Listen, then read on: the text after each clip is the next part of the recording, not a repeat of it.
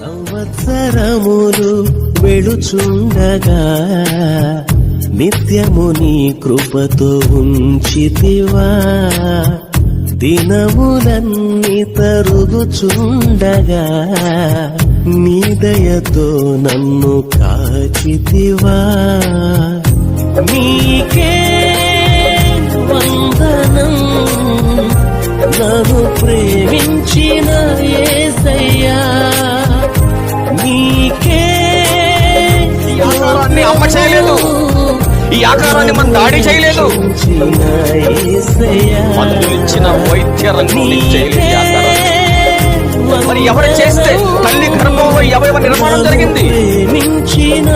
ఆలోచించాలి మనం. మీ పుట్టుకు కారణం నేను అంటే నా తల్లి గర్భంలో నన్ను చేసి